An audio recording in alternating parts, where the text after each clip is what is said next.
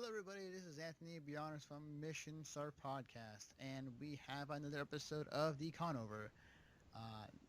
This edition is going to be all about Comic Con, and what better crew? What? I thought this was about Pokemon Go. Come on, guys, we gotta leave. Yeah, no. And what better crew to talk about Comic Con is the Rolling Twenties podcast crew. Joining me tonight is Jeremy, Hey, Jesse, Hola. and none other than the Brony himself. That would be Jesse. Hey, wait, Yeah. I'm the brony. yeah, My bad. Steve. he's got our archetype screwed up. It's been a long day, so bear with me. But Steve's the yes. silent one. I'm the crazy one. Jesse's the handsome, brooding one. He's not doing much for his Japa Mexican reputation with that Hola. So you guys went and ventured in the land of Comic Con this year, and this time You around, should probably specify San Diego Comic Con because New Yes. York Comic Con hasn't happened yet. Right now, you got a bunch of people going, "Hey, what the hell?" For those who don't know, yeah, San Diego Comic Con is specifically what I'm talking about. So you guys ventured what it was for this year. So tell me, what I think the first thing I should ask is like, how was Comic Con, San Diego Comic Con? How was this from this year than last year? You guys want to answer first because everybody knows I can talk. Yeah. Well, for me, this was my first year actually having pretty much every day except for preview night. So that was cool. You know, actually being able to go in and look around and see the difference in the days. I've done Sunday and Thursday before.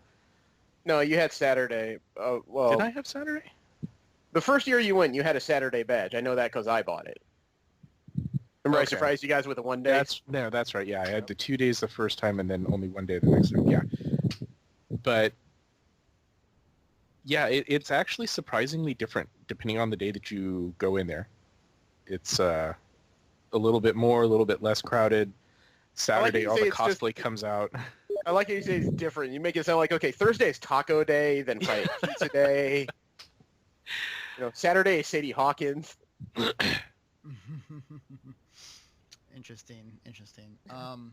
So what were some of the things that I mean, like for San Diego Comic Con, like there are various amounts of like what you want to get or what you want to check out.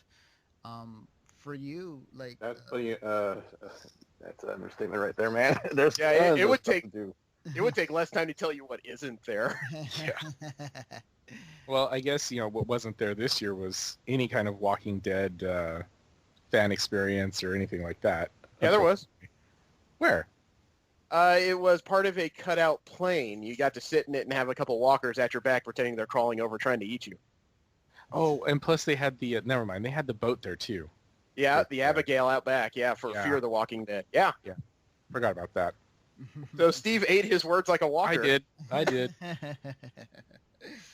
Oh wow! They didn't have anything in Petco this year. Really?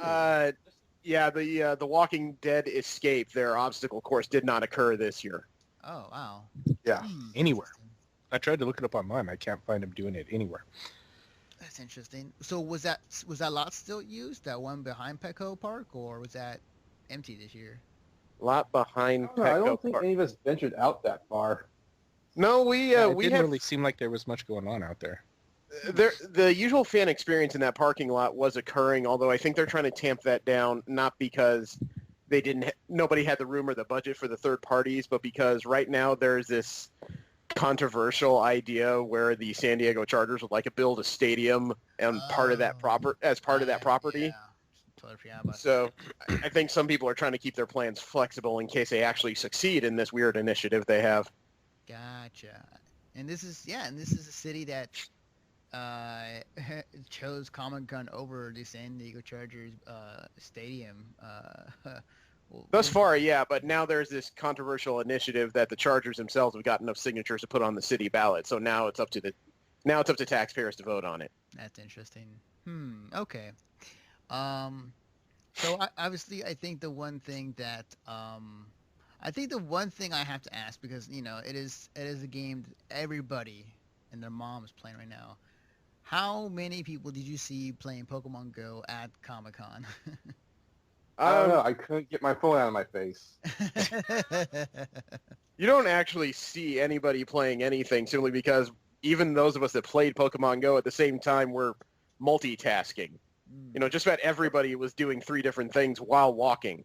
Yeah, although when you got on the buses, then that was fair game. Oh, yeah. The shuttles were complete, yells about everybody. I found a polo egg! Quick, pull over! I'm driving. I never heard anybody ask for them to pull over, but I heard several times people were just like, There was no, one guy we're who was going upset away. about. There was one guy who was upset about missing that Magnemite. He wanted to get off and walk backwards for the sake of, man. Wow, that's great. Okay, because I know that's I figured it'd be pretty big at San Diego Oh, Comic Con. No, it was kind of messed up where we were because we stayed at the Hilton Harbor Island out there by the airport. Mhm. And there was a couple stops nearby, but you had to leave the hotel to get to them. But no, what was in big contention was the fact that the front awning, like the entrance area of the hotel, was a Pokemon Go gym. And you could count by the second how many times that thing changed hands over the course of one evening. Goddamn. Not to I mention, broke it one morning. well, not to mention the fact that even in our own room, we've got people on different teams. So all of a sudden it's like, oh, your Pokemon's in there. Ah! Goddamn, that's crazy. That's awesome at the same time too. Okay. So one of the things I think was different this year, and we're talking about it like before the podcast started, is that you guys were at Hall H this year. And that, for those who don't know, Hall H is probably the most famous panel room in San Diego Comic Con as of recently. It's probably across the country at this point. Yeah. That's the one thing everybody wants to get into. And the weird part is, as much effort as we put as a group trying to get into the hall, only 2 of us went inside. Yeah. Wait, really? Wait, the other 2 or 3 got denied? No. Nobody got denied. My wife and my daughter were in the line, and both of them decided they'd rather sleep in than get in with the wristbands that they had.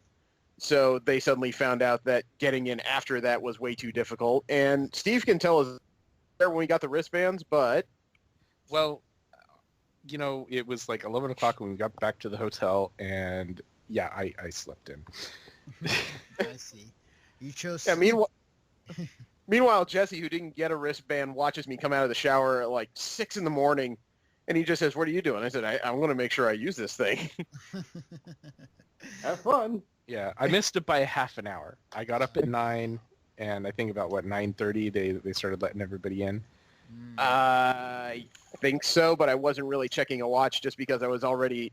I was part of a Hall H line team, so I already knew where my spot was, and I wasn't worried about getting in. I just made sure to get there early enough, sat down, I want to say read a book for a little while, but I had to have my wife bring me the book because it was the one thing I forgot that morning, so yeah. Gotcha. Wow. That's crazy. So in Hall H, you saw many things over there. I think that the big announcements and trailers that some were shown and some were released online and some were not. Well, Saturday is the marquee day for Hall H because that's when all the movie companies bring out their biggest and brightest trailers and guests, and then there's also some very important, rare panels going on, just of gatherings of casts of different films and TV shows through the ages. So everybody is doing their best to bring their biggest multimedia presentations for everybody to see, and occasionally they even give out stuff. Gotcha. I was there with Brandon, and about 20 minutes before the first panel started, the first panel was Warner Brothers. I just kind of sat there, and as I was going through my bag of snacks and everything, I was staring at my backpack thinking that there was something missing. My backpack is full, but I feel like there's something missing. There's my hoodie, there's my beef jerky, there's 4 bottles of water. What? That's right. And then I leaned over to Brandon and said, "Dude, do we have room for anything if they start giving stuff out? And he looks at me. He's confused for about half a second before he looks at his own bag. He just says, shit. Oh man, because I know as there was a clip, I know you posted on Instagram, which you guys should follow for all our cosplay and convention adventures, where they were giving out wands during the Doctor Strange panel. Oh no, it wasn't that was Doctor Harry Strange. Potter. Yeah, it was the Harry Potter section of Warner Brothers. They did it for Fantastic Beasts and Where to Find Them. Oh, gotcha. Eddie Redmayne, the star of the movie, decided that the lights in Hall H were too low for his liking, so he tried to cast a spell to raise them, Luminous Maximus, I think, and he didn't have enough power. So he suddenly said that there are people handing out wands in the aisles, and sure enough, there's everyone dressed up in like this 1920s, 1930s style clothes, handing out these resin wands to everybody in the hall, and he wants to do a group Luminous Maximus to try and raise the stupid lights in the room. That's great. That's awesome. What was I? My question to you guys is for adding specifically Jeremy and Jesse who isn't Jeremy and Jesse in the Hall H. What was your favorite like trailer or footage you saw at the panel? Trailer or footage? Crap. That's kind of two different things for me, because the best like preview footage I saw was Guardians of the Galaxy. I saw a lot from it felt like 5-6 minutes they wove together their different scenes plus parts of a trailer that they showed to us, as well as the reveal of who Kurt Russell is in the movie. That was all just amazing. But the best use of multimedia had to be when they were introducing the Doctor Strange section of the panel. Because Kevin Feige was on stage with Chad Hardwick from The Nerdist, who was moderating the whole thing. Oh, okay. And Feige was speaking, but all of a sudden he got interrupted by this thrumming sound coming through the speakers, and all the screens in Hall H turned blue, like this bright blue. Then they brought back the curtains a little bit, and they expanded the main screen. They started to pour down dry ice smoke from the ceiling, so everybody just kind of looked at each other and just went, okay, either something really cool is happening or they're gassing us like right here and now. So as all this is going on, the music starts picking up, you hear drum beats, and then they start projecting like magic sigils from, Doctor Strange and all this stuff. And not only does it hit the screens, but it's passing through the smoke. So you got this weird 3D effect of some of it's hanging in the air in the front, third of Hall H. Sick. And then the music keeps building. All of a sudden, there's the Seal of Ashanti on the main screen. There's this boom, and the stage is flooded in light. And, before anybody noticed, Benedict Cumberbatch in regular clothes is just standing in the middle of the stage by himself with a microphone. And the presentation got everyone so hyped that twice he tried to start talking, but he got flustered because he was blushing because of all the cheering in the room. He just couldn't start talking. That's great. That's awesome, man. That's pretty sick. Okay. So after your adventures in Hall H and your walk back to the hotel room to get somewhat of some sleep in for the next day. Screw you. What the hell do you think I do during Comic-Con? I left Hall H and went straight to a Hollywood Babylon podcast. Man. Oh, that's right. I totally forgot about that. Yeah. And got to see a strip show right before it. Wait, what? Oh, yeah. I had to put that in context because I'm thinking, did I break away from my wife for a little bit without telling her? No. Was it another invite to, like was last year? Or? No, stupidest thing, dude. We were outside the comedy club where Babylon's supposed to be taped that night. And I had my back to the building, and everybody was talking around me. We were having a decent enough time, but I look across the street up in the window, and I see somebody a girl with a towel on her head just kind of sitting there staring out. I'm like, that's interesting. Then I look in the window next to her, and I realize I'm looking at another girl with a towel on her head, but I start staring rather intensely because I'm thinking, that bathing suit looks really No, that's not a bathing suit. Why does that look weird? Because that's a pair of panties and nothing else. And I look at Steve, and I just said, Steve, am I seeing this correctly? And he looks up, he squints. Is she wearing what I think? Yeah, that's just a pair of panties in there, yeah. Well, the other girl was wearing a Viking helmet. Yeah. It wasn't a towel. Did And she's out just kind of staring out at everybody, and she's just kind of waving and kind of having a good time. And Yeah. we're looking over at the other window going, does she know? Yeah, And then she kind of turns around and walks to the left and ends up walking behind the other girl looking out and like waving at everybody. I'm like, okay, she knows. and to put it in context, the two of us, as we're talking about this, more and more people in the line are turning around, staring up in the window. And I'm looking between the two windows, and I remember saying, do you think that's the same room? Or, okay, she crossed over. That is the same room.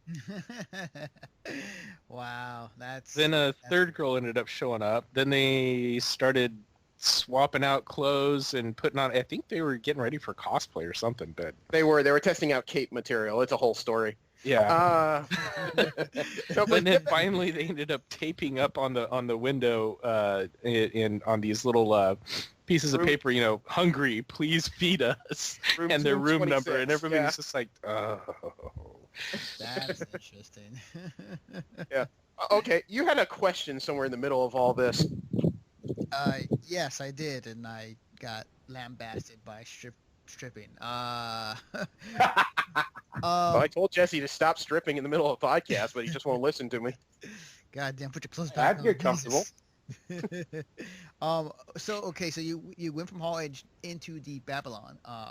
How I was there last year, I had a lot of fun, but this year, how was it compared to last year? What, Hall H or Babylon? Babylon. Oh, Babylon is still cool, man. The show doesn't change terribly, but because the material is always new, you always get a new show each time. But they had it in the American Comedy Company instead of the House of Blues this year. So it was a much more intimate venue. Yeah. They unfortunately forced you to buy at least 2 drinks, either alcoholic or non-minimum. Oh, But, really? frankly, I spent all day in Hall H and I didn't have a solid lunch or dinner, so I needed the food that they were offering. Oh, gotcha.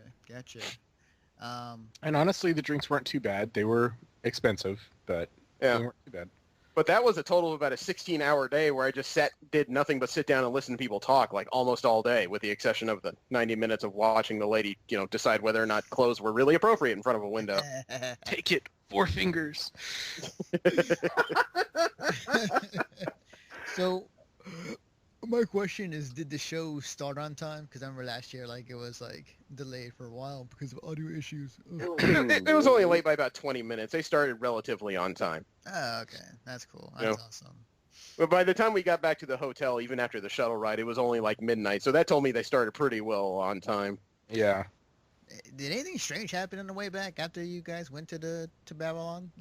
Oh, not a thing, man. The police presence in San Diego during Comic-Con is huge. Yeah, I mean, you have to duck through crowds and everybody going into the different clubs and whatnot, but yeah, it's... Yeah, and that was the one thing we actually did see because, this year we didn't get out at 2 in the goddamn morning, was that even at 11:30 midnight, just about every night spot in the area was open and hopping. Most of the bars and pubs are still running full of people, and this is the last full night of Comic-Con when this occurs, like Saturday night. So everyone is trying to get their party on before they got to hop a plane tomorrow. Yeah. I could see that. Man, from my experience, yeah, it was the nightlife there at in that area for San Diego Comic-Con is ridiculous. Oh, it's the best convention nightlife there is, even though they don't hold any particular dances at the convention center, just because you got so many options as to what you want to do. You want to go out and get a late meal? You can do that. You want to go out and grab a beer with a bunch of people? You can do that. You want to go to a separately ticketed party that somehow is Comic-Con related that someone else is putting on? You can totally do that. The only thing you can't do is actually go to a strip club, but apparently the hotels and the people around there will facilitate the whole thing, so who cares? Yep. Although they did have advertisements for Deja Vu and whatnot there, so I'm assuming actually you could go to a strip club. I just want to know if somebody actually tried to feed those people in the Andes, man. Yeah. The world will never know. Okay, that's cool. That's awesome. So let me step back a little bit. In terms of what other things you guys managed to kind of check out or discover? What were some of the other things you found at San Diego Comic-Con? Well, I think Steve and Jesse are better qualified to answer that because I feel like I've crawled a lot of this place. Yeah. Well, of my itinerary that I've scheduled for it, I managed to go through maybe 3 panels. 2 of them I fell asleep in. Oh, Jeremy knows about that one. That was probably the Uh, weirdest thing is the very start of Comic-Con. The first panel we go to is Peter David, Mhm. who is one of my favorite comic book writers. The guy is smart. He writes very personable stuff, very relatable stuff, noir stuff too. Mm. And I know Jesse is a bit zapped, but in the midst of the panel, I'm listening to David tell a story, and then next to me, I hear this very soft. Wow. And I wanted to hit Domination him. of- Oh, dude, I wanted to hit you. I wanted to poke you. I wanted to do anything, but I was afraid it would just get louder. Wow, that's hilarious. Did the one posting the panel notice, or was he? I don't think so. If he did, he would have ignored it. You know, David is a very lively person, Mm, and he's very opinionated. You listen to his panel, you pretty much get the deal that he does what he does. okay, cool. You know, the guy's written Star Trek novels. Actually, he told a story where it seems like he and the writers who worked with him on one of the particular novels are very likely responsible for the first name of Sulu in the movies. Oh, sick. Wow, that's awesome. Holy crap. So out of curiosity, Steve, what was the other panel you slept in? I was actually up in the hotel room asleep, so I wasn't disturbing the panel. But the other panel it was I also slept through the, was yeah, the other panel I slept through was right after what was the next panel after with the G. Willow Wilson. Yeah. The creator of Miss Marvel, the creator of Kamala Khan. And I really wanted to stay up for that, but man, Damn. exhaustion from driving down there plus a massive headache. I Now, G. Willow Wilson is a fascinating individual. She was like this, she was an atheist white woman in Colorado, and somewhere around 17, she went monotheistic and decided that Muslim was a religion that she wanted to follow. So she became a fluent speaker of Arabic and went to Egypt to become a news correspondent. Oh, wow. You know, a white Muslim woman working in the news companies in Egypt, and she was there during the Arab Spring and the ousting of the former president Hosni Mubarak. She was there during some of the most tumultuous periods in recent memory in that country, That's crazy. But that's pretty and awesome. she's still alive. I mean, geez. How old is she? Dare I ask? I didn't look, but she has one child. If I had to guess by looking at her, I wouldn't think she's any older than like 30, maybe 32. Oh, wow, that is nuts. well, I don't think Mubarak was forced out all that recently. I mean, it wasn't like 17 when she went over there, so No, it wasn't that long ago. I mean, Mubarak was forced out, I think, about 5-6 years ago. yeah. Oh, that's cool. Yeah, I'd definitely say early 30s, maybe even a little bit younger. No, but she's lived a full life already, man, and she's still going. Wow, that's cool. She's Well, and now she's heavily involved in comic books, and well, not just that. She debuted a chapter of a new prose novel she and a couple other people are writing. She read it to us at the end of the panel. So Wow, that's really really awesome. So what was what was the third panel that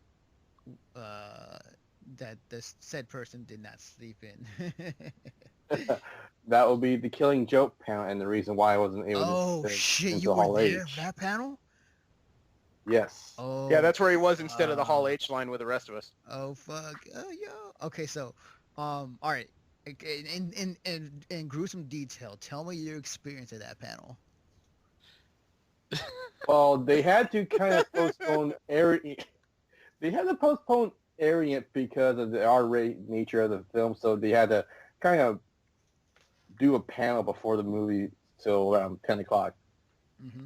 And we got to listen to anyone and everyone that was involved. All the voice actors were there. Although I could have sworn Tara Strong was blonde earlier in the day. She was a shortcut redhead now.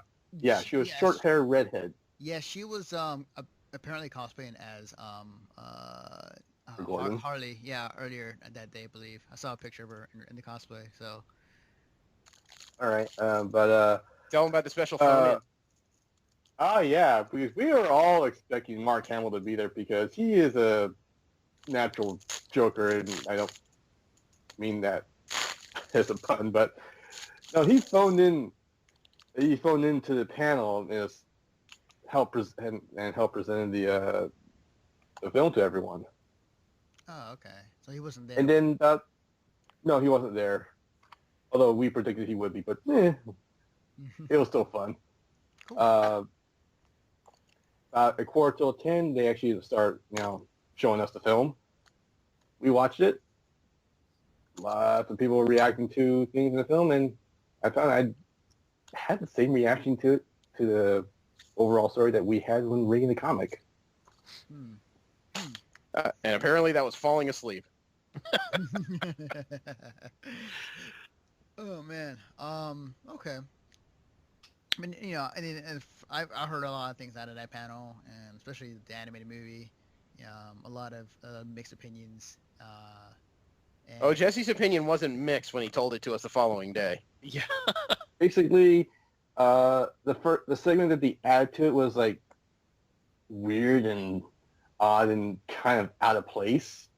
As for the main story, animation was great when it was working. Joker was the scariest I've ever seen. Voice acting was great.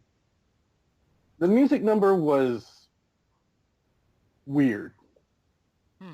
How so? Well, it was a musical piece in the middle of the show. Really? In the middle of the Killing Joke. Comic, which was actually in the comic itself. It was, I dare say, amateurish at best. Yeah, the weird part was that night because, because of the time that Jesse spent in the panel when he came back late and the rest of us had come back from the line, none of us really wanted to talk about much of anything. So the following evening, we're waiting outside Babylon. He's listening to us talk about what happened inside Hall H, and I just kind of turned and said, "That's right, you were at the premiere of The Killing Joke last night. How was that?" And he just turned his eyes down and said, "I should have gone with you." Yeah. Yeah. Wow. Okay.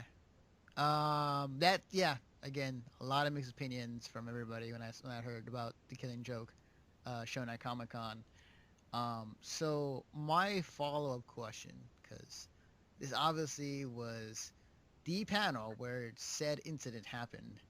My question is, when that happened, what happened afterwards? What were members in the crowd? Were the people? Are we talking about? Yeah, what incident is this about, man? You make it sound like somebody was stabbed again. I'm talking about where I believe the writer during the panel for The Killing Joke was asked a question, and it was a stab at him in terms of why did he make Barbara have sex with Bruce, or I'll put it this way. As soon as the film was done, I bailed because I was tired. Oh. I did not stay for Q&A. Gotcha. Okay. I just bailed. Gotcha. Okay. For those who don't know, there was an incident where somebody, it was funny. It was somebody dressed up as a Joker too, asked a question regarding why exactly was the character portrayed like that in the animated movie, and what the response was, I think, from the writer was like, I think you have to explain what, because you keep saying like that, and I don't think people understand what the controversy is. The controversy is that Barbara Gordon, or Batgirl, for those who don't know, had sex with Batman during the animated movie for The Killing Joke. And people were kind of, up in arms, like, she would never do that, and why is this in the film? And the argument was to kind of drive more of a what's the word looking for? More of a motivation for Batman for what happens to Barbara later on in the movie. No, you don't. That doesn't need to happen. Yeah, but it was that did not need to happen. Yeah, I mean, there was a lot of outcry because of that sex scene. Yeah, if they wanted more of an emotional response, he should have slept with Robin. But I'll be honest. I think since they had a rated R, the movie was rated R. I think he's tried to take advantage of it. I think they kind of went overboard with it. Mm-hmm. That's my opinion. Yeah, I don't know about that, though, because the movie ratings don't come in preset. In other words, they don't say we're shooting for R or we've been given an R so we can do X, Y, and Z. Usually they make the film, then the Motion Picture Association decides what the rating is afterwards. Then they have to decide whether or not to accept it or to cut things out of the film to lessen that rating. Mm-hmm. So yeah, they the fan asked the question, why was that, and the writer responded, to drive motivation for Batman. Although don't take it for my word for it, that's kind of what I've heard. And then right after he answered the question, the fan then responded to him like, you're basically making Barbara having sex with Bruce. What's the word I'm looking for? Like he was basically saying like, what you did and what you have them do in the movie like was totally out of context and like, something that should not have been in the movie.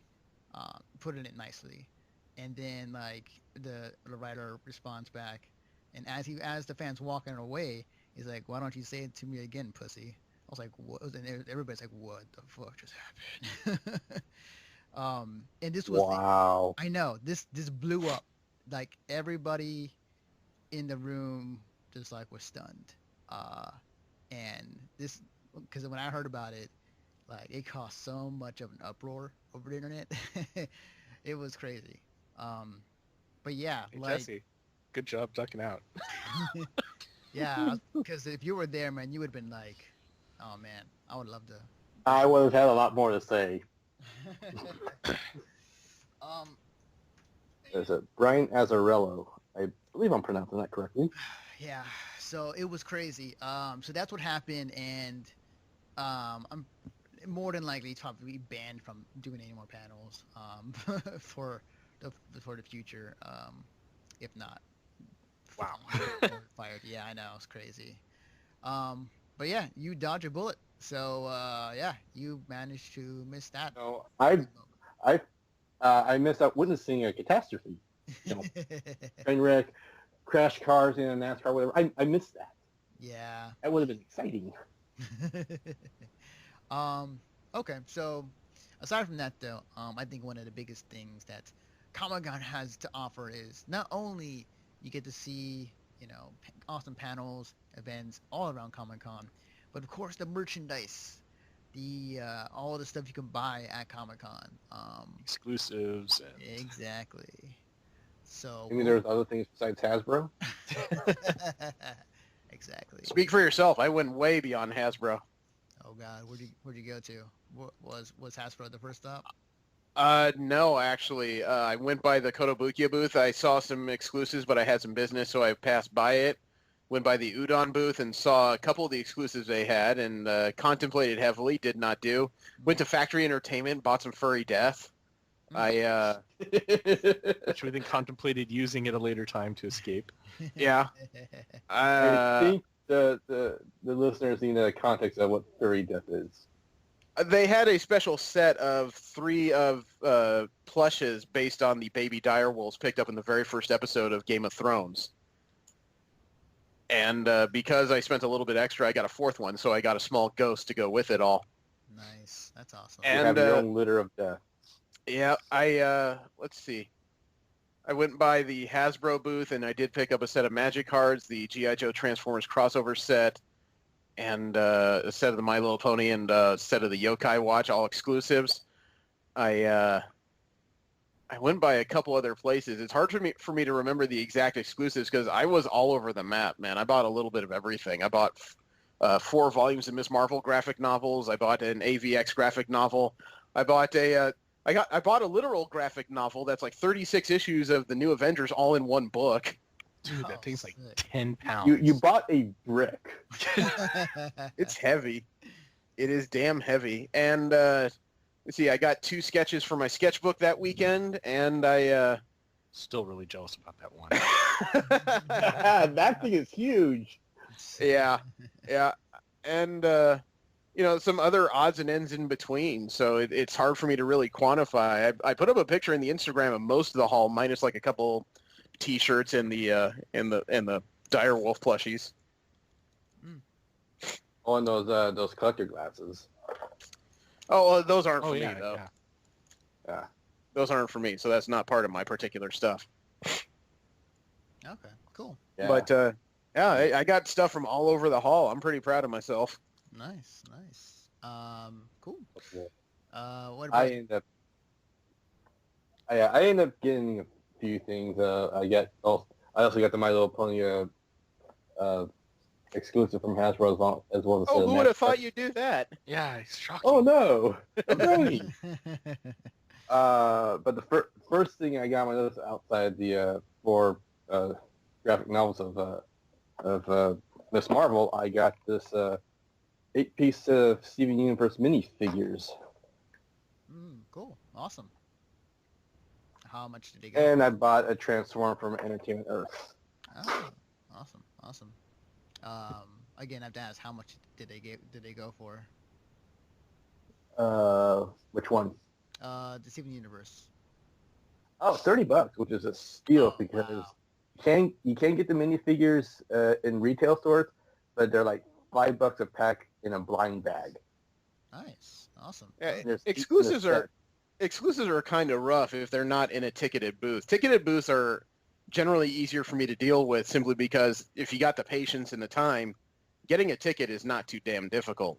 It's the booths where they just say line up, and when we have enough people, we'll cap the line, and you'll have to come back later. Those are the ones that frustrate me. Yeah. Gotcha. Because unless you're the first one in the hall, odds are that you're going to have a rough time trying to get anything out of those particular booths until half their exclusives are gone. Oh, okay. Cool. Awesome. Awesome. But I did get one other thing that did require a ticket line. I got autographs from the core cast of Steven Universe. Sick. Yeah. It's kind of funny how this stuff works out because one day we were wandering around the hall. There was a group of 4 of us. We were standing outside the Resident Evil 7 VR demo. Oh yeah. Huh. They built this thing. They built this thing that looked like a dilapidated, like Old West motel, basically, just kind of sitting off in one side of the hall. And we read all the signs. It said they're ticketed and their tickets are out. So we just kind of stood there while we were gathering our thoughts. And one guy comes out of doors. He's leading somebody out. He looks at us. We look at him. And I made eye contact with him, and he starts walking over. I'm like, damn it, we just found a good place to stand for a couple minutes. And before I can open my mouth to say, we'll be out of your way, he just looks at us and says, are you guys waiting for the VR demo? We got some free spots. And we just kind of look at each other and say, no. No. Wow. No, we were actually talking about something else we were planning to do, and we were just looking amongst ourselves, and I'm like, Karen, do you want to do it? She says, I don't have the time. Jay, do you want to do it? Not my thing. Jesse, do you want to do it? Fuck you. Whoa, hey. I've seen it done enough times by other YouTubers, so. Oh man. It's yeah. You know, I would be in the same position if I was asked. I would say no. Only because No. like that. Okay, first of all, I don't horror I do not take well into, and second, like VR horror on top of that, I would like shit myself. So Well, there hard. was there was a few bumping demos going on during the weekend. Was it Capcom brought back their Street Fighter V wall for the weekend, but they also they also had their exclusive store. Microsoft was doing a demo of Gears of War 4 on the floor. Oh, cool. Didn't know it was there. Awesome. Yeah. Blizzard, I don't think, had an active demo. PlayStation had a few machines set up, but I didn't. I tried to stay away from those, not because I wasn't interested, but just because the lines for those can be a little bit surly if you get too close. Yeah. Yeah. They were demoing Final Fantasy 15. Yeah, I Am yeah. Setsuna. Damn, there was a couple Yeah, others. But Those were the pe- two that I were interested in.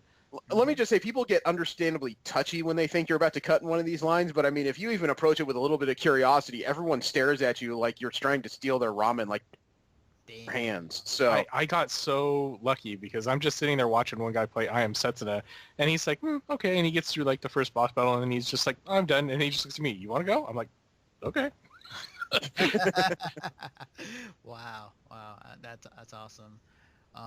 Just out of curiosity, because I heard that the Nintendo booth there was pretty. It had stuff, but it was like last year stuff. Nothing really to show new this year. yeah, there was no real exclusivity, or there was nothing coming out that was at their booth. Just about everything they had was stuff that's been out for at least a couple months. They completely removed Splatoon this year because obviously it's not the new thing, although I think they would have done better if they left it in the booth. Yeah, it would be a lot of fun. The video game section was not the big thing for me. I was more interested in the entertainment and the comic book stuff. And, Steve is still willing to kill me over this one drawing I picked up from Ben Dunn, who did like Ninja High School way back in the day for Antarctic Press. Nice, awesome. Because I have this oversized sketchbook. I've gotten to know so many comic book celebrities that I've decided to start collecting sketches. And the very first day I walk by his booth and, he's there, I meet him and I stare at his sign and he says, sketches, any character, $40. $40. Which even for a head sketch, that's cheap. Oh, yeah. So I'm just like, dude, if I bring back a sketchbook and pay you now, can I get something? And he just said, sure. And, as I'm writing my name down his list, he says, what character do you want? So I named one of the characters from Ninja High School. I didn't want anything complicated or to keep the man guessing. So the following day, I drop off the sketchbook. The day afterwards, I come back and I'm just like, is it done? And he says, yeah. He hands me the sketchbook. I open it up. He and I have very different terms as to what sketch means. Oh, are you serious? This was like a full inked drawing. Oh, yeah.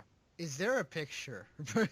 I posted on the Instagram of Ben Dunn holding up the book of his character Azrael from Ninja High School in it, and it was the character from like just above the knees all the way up to the top of her head, striking a pose, holding a weapon, very complicated outfit. I just remember opening it up and I just kind of slapped it shut, not because I was insulted, but I'm just like, this is not quite what I asked for. This. Okay. Oh, wow. Yeah. I mean, I've seen what a lot of the other artists over there are sitting there charging $150, and you don't get that. Wow. That was impressive.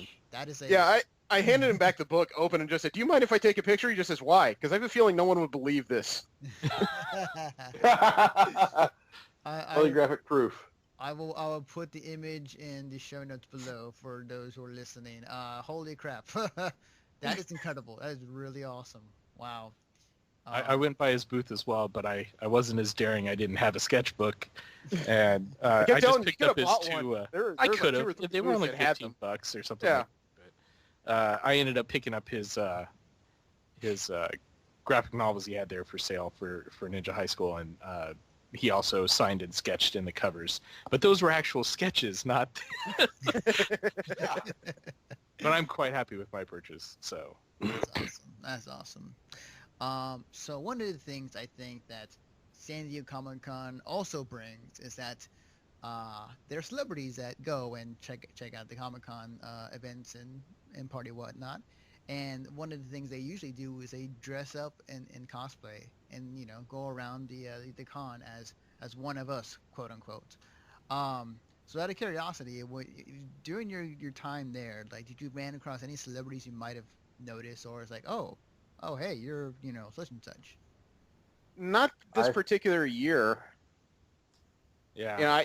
I usually run into at least one person who later on I find out is a celebrity, but because of the straightforward nature I had this year, and because I spent all of Saturday in one room with 6,500 other nerds, I didn't have as much socializing time as I generally do. Yeah, I think the closest I got was I believe it was Ben Dunn's wife was at his table, and she was saying that she ran into Will Smith as he was on his way down to go to the Hall H panel. But yeah.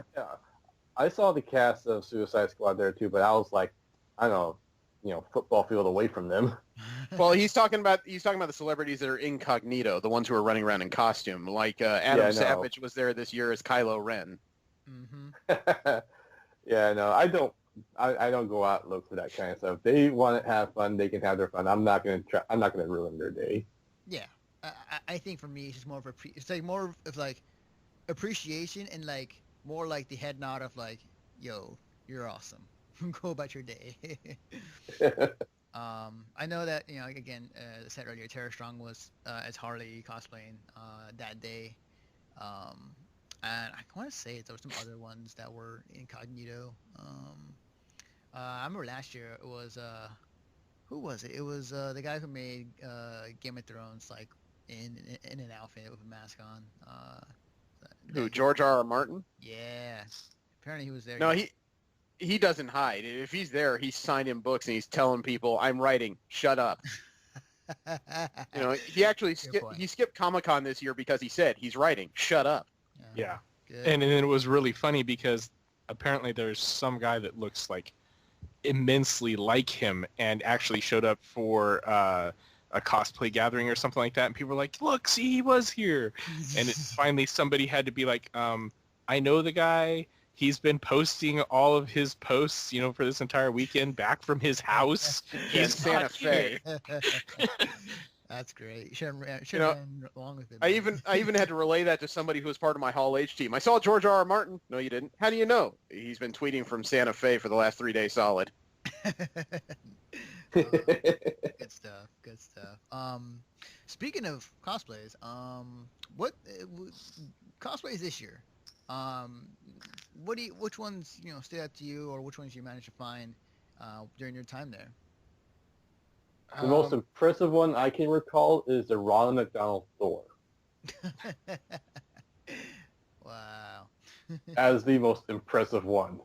You know, I saw it in parts, but somebody put together like an 8-foot Star Wars Rancor beast. Oh yeah, I saw that video. I saw it. Yeah, I saw it coming down the escalator, and as I'm staring at it, I'm just like, I could follow this, and this would be really cool, but I really feel like a hamburger right now. Yeah, I saw some video and pictures of that. That is crazy, awesome, good. Yeah. I mean, It's really weird to watch it coming down the escalator because one person was wearing the head and body, another guy was following down with his arms stuck in the arms of this thing, and he's holding it high up so it doesn't get damaged or disturbed. Then there's another person behind him doing the exact same thing with a Rancor's legs. So it looks like you've either got this dismembered thing or it's doing the ultimate yoga pose right here. Wow, that's great. That's awesome. yeah. Cosplay at Comic-Con is not as prevalent as other cons. Oh, it's damn light. Mm-hmm. Yeah. Oh yeah. I mean, most of them come out on Saturday. I ended up seeing a really good Optimus Prime and Megatron cosplay and whatnot. But yeah, it's kind of like you're walking through a crowd of people and you're like, oh, hey, isn't that?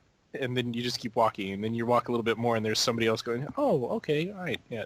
But it's not like most anime conventions or other comic book conventions that I've been to where it's just like 50 people all gathered together and they're all in costume and you're just like, oh, who are you? No, I'm not in costume. Oh, okay. Yeah. Wow, that's awesome. Although I did, outside the Ronald McDonald Thor, I did come across a few interesting ones, like Big Trouble in Little China full family cosplay. Yes, I did see them. Oh, it's really I saw someone cosplaying as the receptionist, the cheetah from Zootopia. Oh, awesome. Oh, okay. No way. Cool. Yeah. I mean, honestly, I saw plenty of Harley Quinns. That was like the entire cosplay convention, pretty Harley much. Quinns and Deadpool are standard fare for comic conventions. I saw more Harley Quinns than Deadpools. I'm not. Yeah. I'm not surprised actually, because of Suicide Squad. Yeah. So, not surprised. That and people have had enough Deadpool. I think we discovered that. Is Deadpool just like, are we tired of him now? Like, is he? Well, unfortunately, a lot of people go to conventions in Deadpool costumes and assume that acting like Deadpool would be okay, but I think over time it has worn on people's nerves. They're tired of photobombs. They're tired of people acting weird just because they have this temporary excuse in the form of the costume.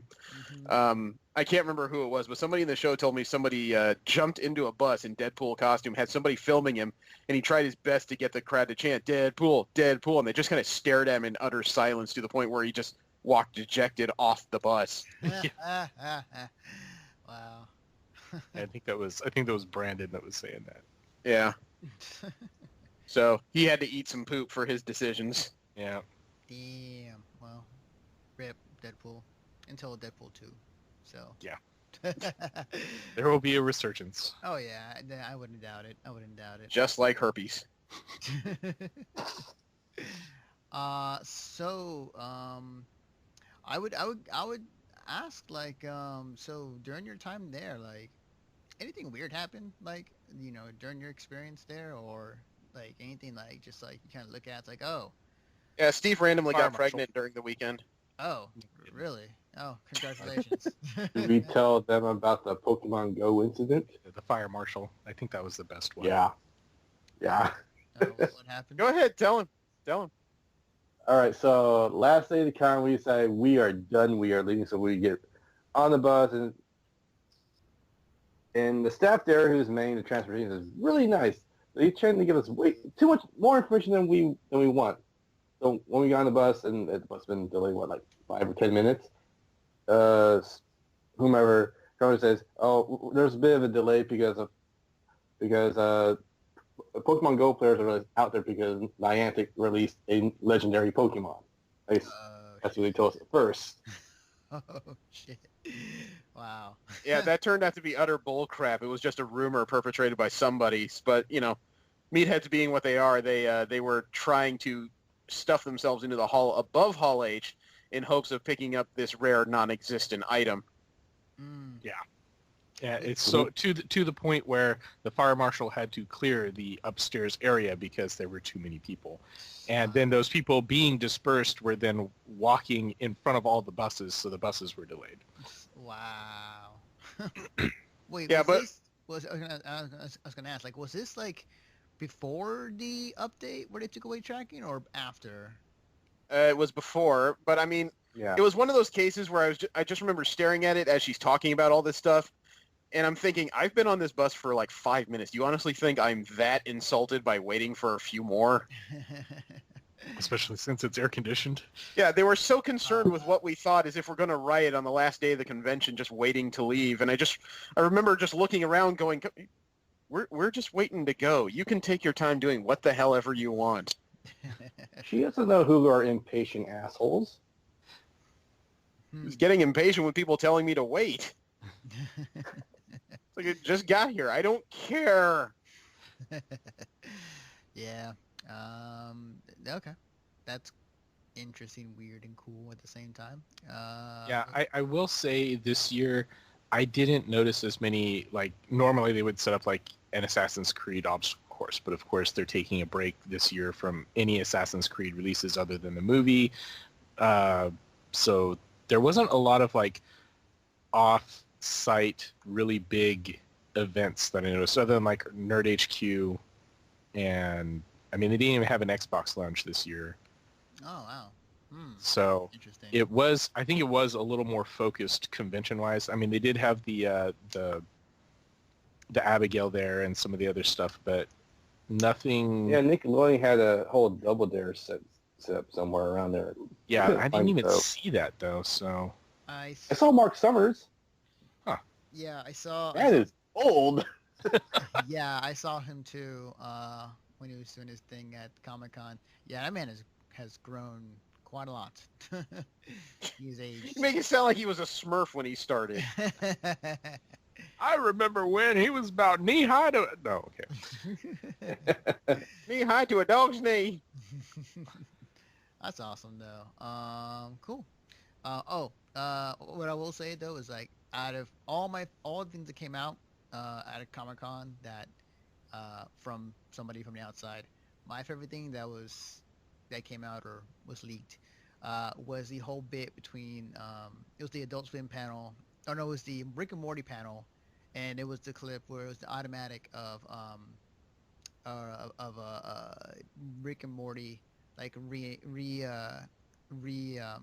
reenacting a court case that was like in Georgia, and it was like the most hilarious thing I've ever seen. So, yeah, it's out there.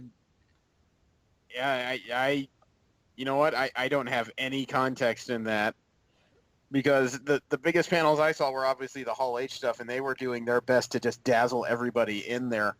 But I thought some of the best stories was actually the Women Who Kick Ass panel. It was like Ming-Na Wen and Melissa Benoist and, frickin' Lucy Lawless. Yeah. Everybody was sitting there.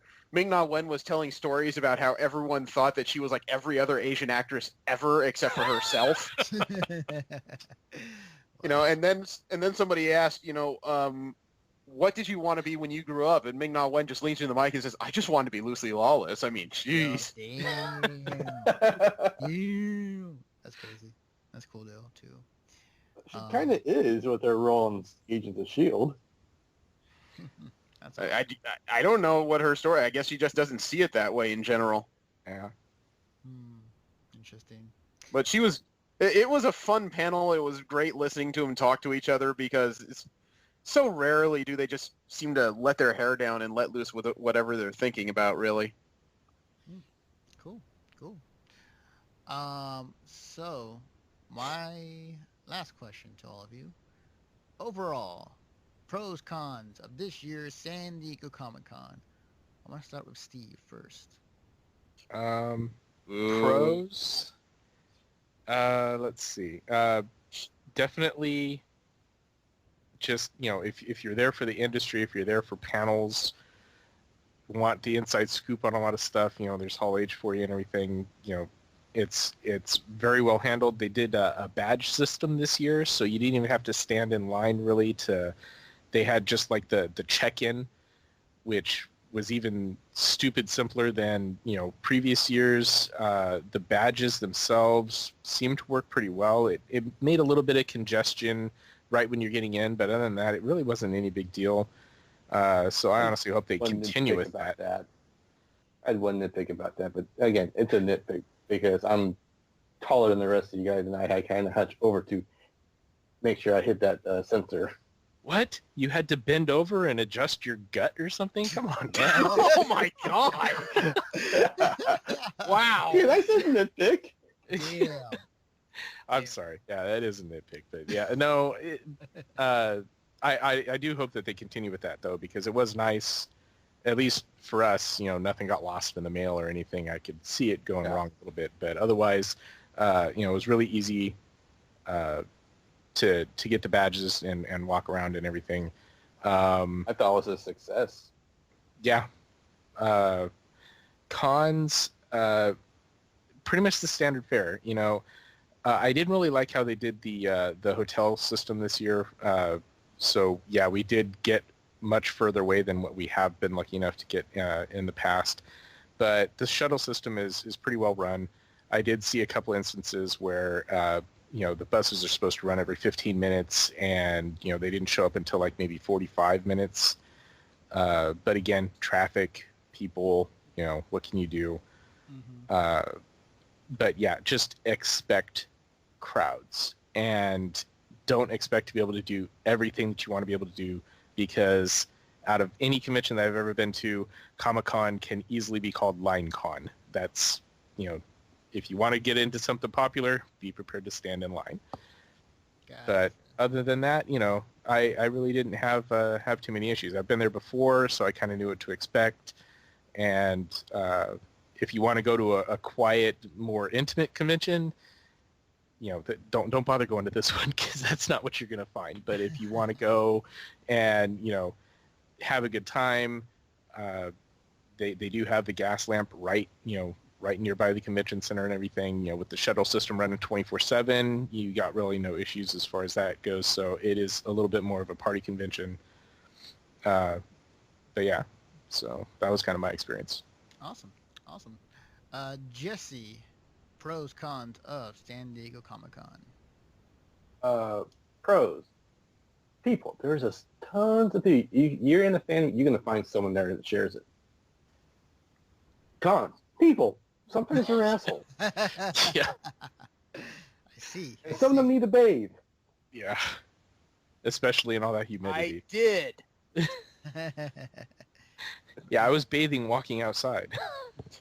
Overall, it's the best part of the con is also probably the worst part, because people are excited for whatever thing they happen to be part of. I mean, I met tons of people playing Pokemon there. We all did. Except for me, because my phone's old. But then you got people who are just like kind of pushing through this to get out of the way when you're probably trying to do the same thing. Or again, you get the occasional person that fails to keep up their hygiene. Yeah. I ran into one of those. I see. Although I have a nitpick now, because and it's nothing to do with the convention. Nothing to do with the convention. But if you're playing Pokemon Go, don't stand in the middle of the damn aisle. I don't know how many people I had to try and force my way through, force my way past and everything else because they're all sitting there playing Pokemon Go on their phone, and it's just this, right in the middle, interrupting the flow. It was such a hard time getting around. No, that isn't a nitpick. See, that's a legitimate hazard and annoyance. I don't know. It was just annoying for me, but and it's not directed at the convention. It's more directed at people. Gotcha. Yep. Pokemon Go still making people do dumb things. Oh, like they didn't do it before Pokemon Go ever came around. Yeah, it was just something else. It's just now it's multiplied by like twice as much. So last but not least, Jeremy, pros cons of San Diego Comic-Con. Yeah, I think I have a different outlook than a lot of people because the mantra I put on my business card is fear no lines. Not because I think people shouldn't be worried about them, but if you're going to spend time, fussing about the length of lines, you're never going to see anything. And in the case of Comic-Con, it is a necessity to stand and wait for copious amounts of time, but the payoff for that waiting is often tremendous. And this year was the first year I actually tried actively to get into Hall H, and it's like most other things at Comic-Con. You think it's easily dismissed until you actually try it, and then you find out what the hype is about, and it's well earned. I would say the con is just a strength of presentation because everybody's bringing their A game. Nobody is slouching. Everybody wants you to see the best of what they got and hopefully talk about it for weeks, months, however long it takes for whatever project to come out. If there was a con, I wouldn't say it actually has to do with the convention. I would say it was just the weather this particular year. The humidity was brutal, and I think it cut a lot of cosplay short just because people are smart enough not to wear a lot of vinyl when the forecast is 60% humidity. Yeah, I don't know. I saw Black Widow walking around in full-on leather, and I was just like, she's got to be like having a sauna. She's walking around because I was surprised that she wasn't leaving like wet foot marks on the pavement. Yeah, she's not having any problems because what you don't know is she's already dead. But I do applaud the efforts. Damn, 60% humidity, damn, Yeah, it was 60% humidity for 3 out of 4 days. It finally broke late Saturday, and all of a sudden there was this weird cool breeze where everyone just kind of said, "What is this sensation?" Oh, right, there's a chill. Yeah. And I forgot what that felt like. It was really funny, too, because we were out on Harbor Island.